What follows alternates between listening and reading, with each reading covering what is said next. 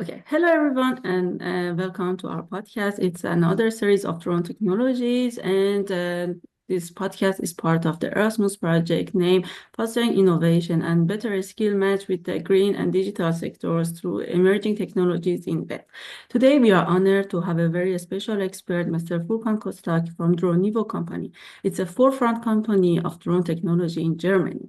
We are talking about the drones and how it can support green sectors and what job opportunities it will bring. Mr. Furkan, thank you so much for being here. And could you please briefly describe your background and the reason of your interest in drone technology, especially in the green sector? Yeah, it's a pleasure. Thank you for having me. So my background is I studied business and engineering, and during my study, I looked for a job to work next to my studies, and found we have a drone company nearby, and was like, okay, drones sound interesting. And when I started, I learned all the opportunities at what you can do with drones, and that piqued my interest. So I started working here even after my studies. Okay, perfect. And which creative use of drone technology, in your opinion, has had a major influence on environmental issues?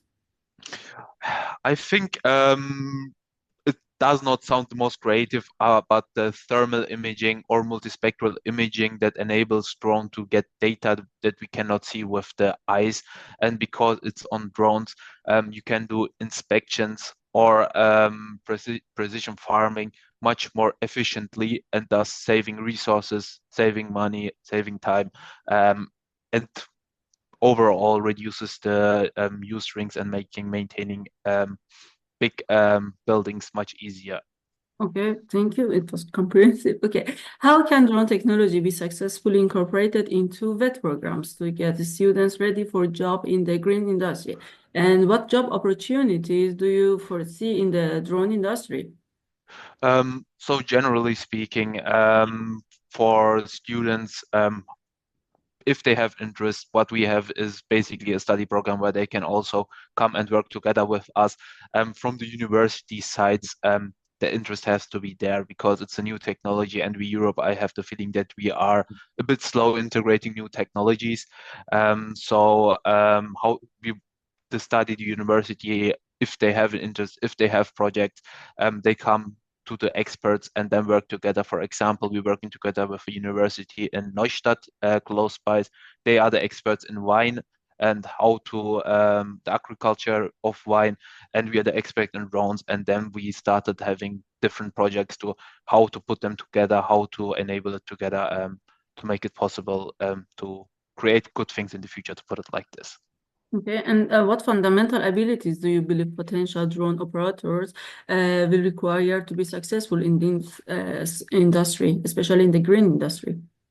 Open to new things. The drone industry is relatively new, so you don't need that one special skill or that one software to learn, but you have to be able to be open to new ideas and be creative how to use the new technology for different use cases.